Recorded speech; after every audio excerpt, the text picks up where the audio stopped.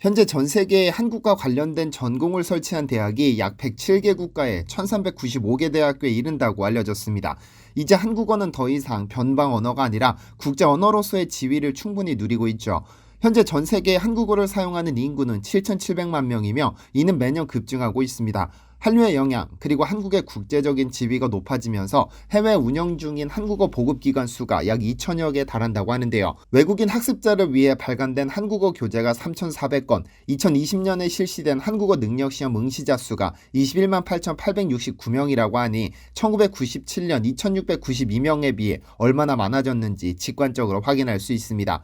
그런데 최근 몇 년 사이 한국어를 반드시 배워야 한다면서 한국어를 제2외국어로 채택하는 국가들이 급속도로 확산되고 있습니다. 인도는 중국어가 차지한 제2외국어의 자리를 한국어로 대체했고 얼마 전 러시아는 초중고등학교 정규 교육과정에 제2외국어를 포함시켰을 뿐 아니라 독일의 한 시골 마을에서는 중고등학생들에게 아예 한국어를 의무적으로 배우라며 제2외국어가 아닌 의무교육과정으로 한국어를 포함시켰습니다. 전 세계는 왜 이렇게 빠르게 한국화가 진행되고 있는 것일까요?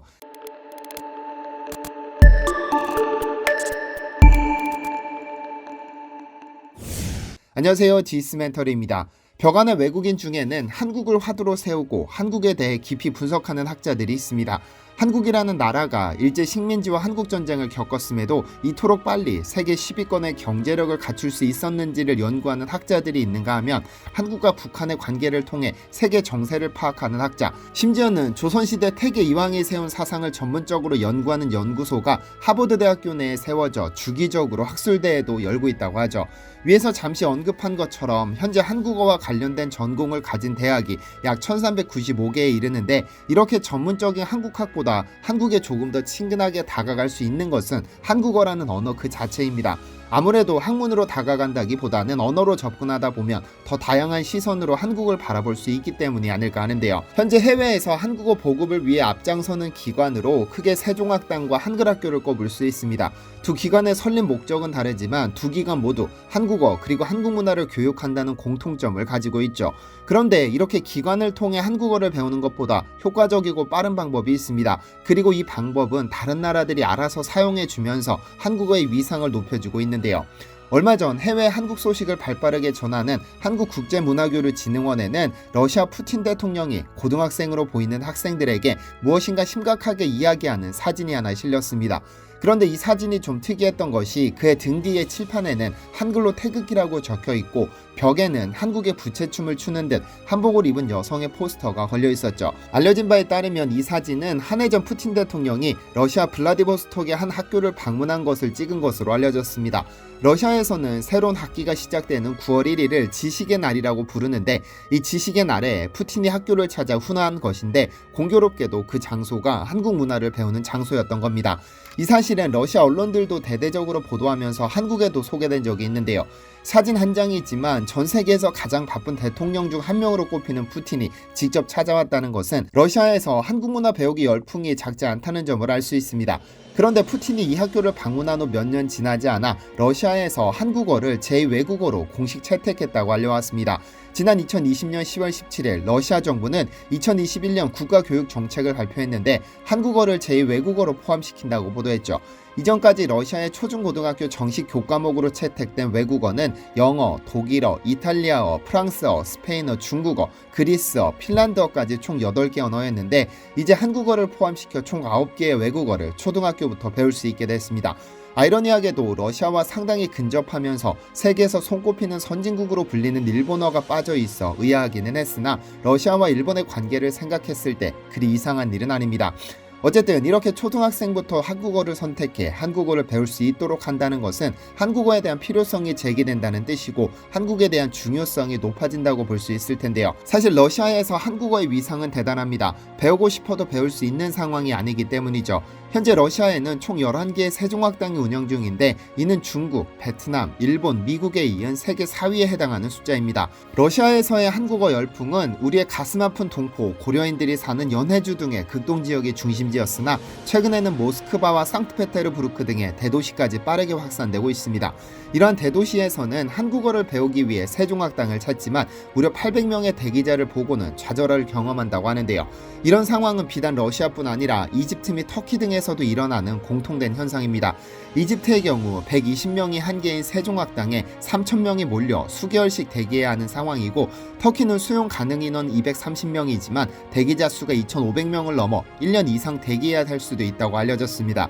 현재 전 세계적으로 세종학당에서 한국어를 배우기 위해 대기 중인 인원이 10,000명을 넘는다니 한국어의 높아진 위상을 확인할 수 있습니다.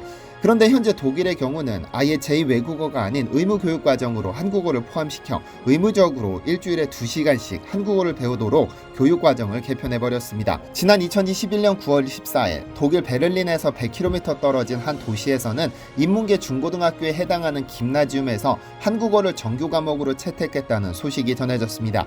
제1외국어인 영어와 제2외국어인 스페인어, 러시아어, 라틴어, 고대 그리스어 외에 한국어를 배울 수 있게 된 것이고, 한국어를 선택한 학생들은 의무적으로 일주일에 2시간 동안 한국어를 배우고 시험을 봐야 합니다. 카롤리누 김나지움은 2016년 11월부터 한국어에 상당한 관심을 가지고 전북 외국어 고등학교와 업무 협약을 체결한 후 2017년부터는 방과 후 수업으로 한국어를 가르쳐 왔는데요. 당시만 해도 한국어의 인기가 높아지고 인기 있는 언어로 각광받고 있기는 했지만 고등학교에서는 아직까지 정규 과목으로 채택된 적이 없었고, 이는 다른 아시아 언어도 마찬가지입니다. 1795년에 개교한 카롤리누 김나지움과 한국은 사실 상당히 깊은 인연이 있습니다.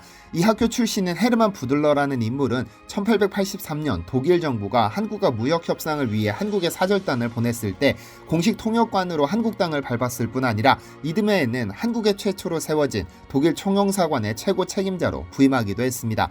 150년 가까운 인연이 아직까지도 이어지고 있으며 독일 최초로 고등학교 과정에 한국어를 의무 선택 과목으로 채택한 것도 그 인연 덕분이라고 볼 수 있는데요.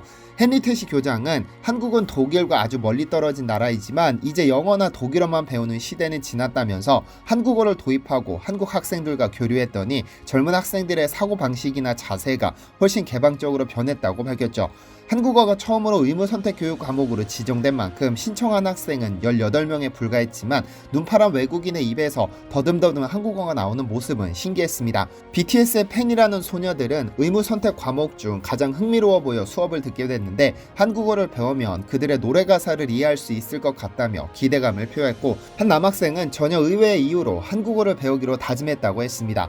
한국에 다녀온 경험을 평생의 꿈을 이룬 것처럼 자랑하는 친구가 부러워 신청하게 됐다는 그는 e스포츠를 즐겨보는데 한국인이 우승하는 경우가 대부분인 점도 과목 선택에 영향을 미쳤다고 말했습니다. 세계에서 손꼽히는 선진국 독일에 한국의 영향력이 조금씩 스며든다는 것은 상당히 긍정적인 현상이긴 하지만 얼마 전 독일이 한국 때문에 초비상에 빠졌던 적이 있습니다. 작년 전 세계를 뒤흔들었던 한국산 콘텐츠는 단연 오징어 게임이었습니다. 넷플릭스에 공개된 후 전 세계에서 가장 많이 본 TV 프로그램으로 뽑히면서 넷플릭스의 모든 기록을 갈아치우기도 했었죠. 이에 독일 미디어에서는 이 오징어 게임과 한류를 집중 조명하면서 우러러보는 시선이 강했으나 10월부터 급격히 부정적인 기사가 쏟아져 나왔습니다. 왜냐하면 학생들이 오징어 게임을 따라하면서 부작용이 생겼기 때문이죠. 독일의 방송 허가 및 방송 정책을 담당하는 독일 주 미디어청은 오징어 게임이 특히 청소년들의 발달에 지장을 주거나 위험한 영향을 줄 수 있다고 판단한다면서 학교에서 시리즈가 유행했을 때 단순히 금지하는 것은 아무 의미가 없다. 자녀들이 시리즈를 보는 것을 부모들이 막아야 한다고 조언했죠. 그리고 이 우려는 곧 현실이 되었습니다. 유치원부터 고등학교에 이르기까지 모든 학생들이 오징어 게임을 따라한다면서 게임을 시작해 게임에 진 학생이 뺨을 맞는 사례가 연속적으로 보도된 것이죠. 그동안 게임에서 진 학생들은 게임을 그만두거나 다시 게임을 시작하거나 가볍게 벌칙을 받는 수준이었지만 오징어 게임 이후로는 아이들끼리 뺨을 때리기 시작한 것이죠. 극중 공유 배우가 딱지치기에 진 이정재 배우의 뺨을 때리는 장면이 현실에서 재현된 겁니다. 이에 독일 내 많은 학교들이 학부모들에게 서한을 보내 오징어 게임 시청을 금지시키라고 요청했을 정도인데요.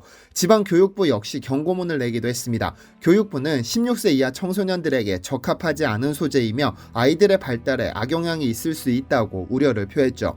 이러한 부정적인 현상은 비단 독일뿐 아니라 이탈리아, 스웨덴, 벨기에 등 유럽 곳곳에서 보고되었고, 한때 유럽에서는 교육계, 정치권, 경찰이 나서서 오징어 게임 시청하지 않기 캠페인까지 벌였다고 하는데요.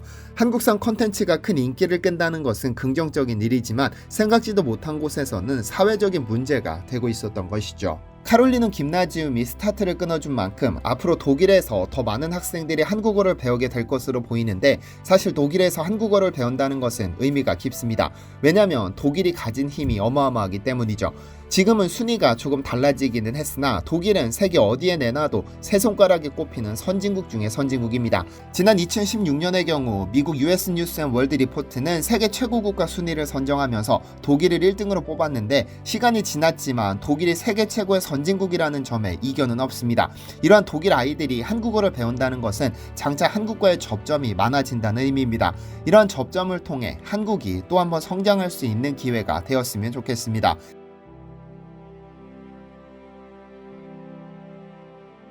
시청해주셔서 감사합니다.